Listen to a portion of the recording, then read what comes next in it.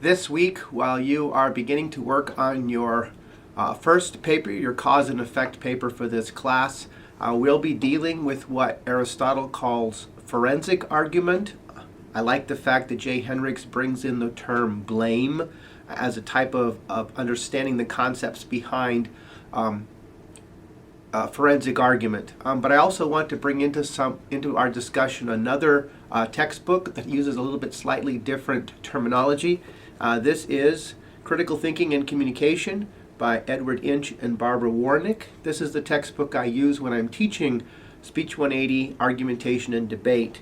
And when they talk about forensic argument, demonstrative argument, and deliberative argument, they break it down into three different terms: propositions or claims of fact, proposition or claims of value, and proposition or claims of policy. So I'd like to take a few minutes and talk about what they call propositions of fact. They say, Edward Inch and Barbara Warnick comment, quote, "Factual claims make inferences about past, present, or future conditions or relationships." And Edward Inch and Barbara Warnick talk about three basic types of propositions of fact. The first one that they talk about is what we will be working with on our cause-effect paper. They call it a relational claim. Quote, "A relational claim attempts to establish a causal relation between one condition or event and another," end quote.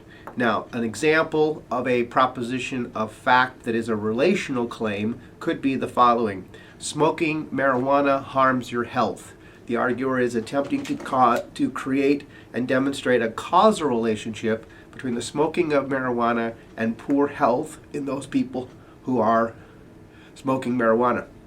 Another example might be that violence on television affects children's behavior. This is a topic that comes up quite often, and it has been borne out in a couple of different studies, depending on the type of violence and the type of setting that the child is in viewing the violence. There is a causal relationship between child's more violent or active behavior based upon the violence that they're seeing on television. That's the first type. It's called a relational claim, and as you're working on your cause-effect papers, that's what you'll be dealing with, a relational claim. The second type of fact proposition that Inch and Warnick talk about is called a predictive claim. Quote, "A predictive claim is based on the assumption that past relationships and conditions will be repeated in the future," end quote.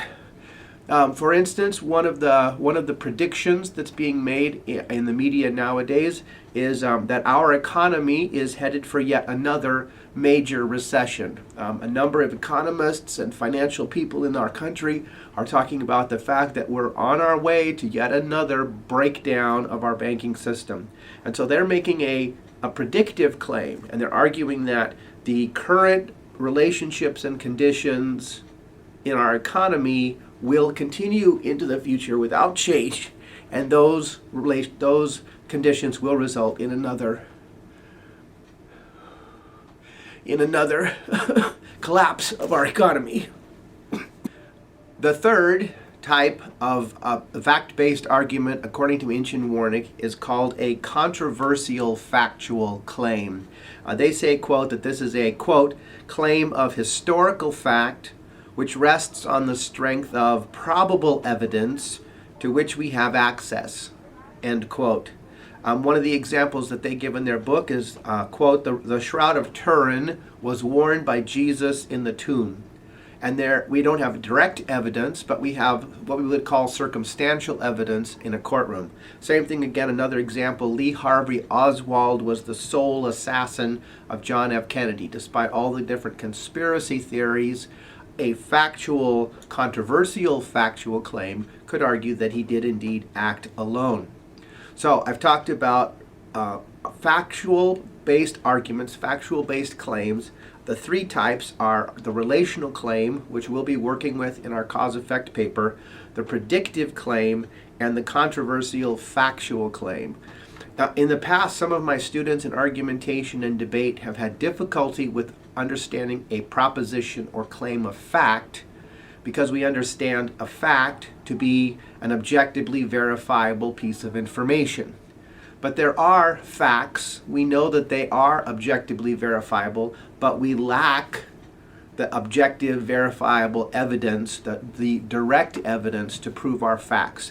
And so we sometimes argue about these facts, relationally, predictively, or in terms of just basic historical facts about which we have only circumstantial evidence.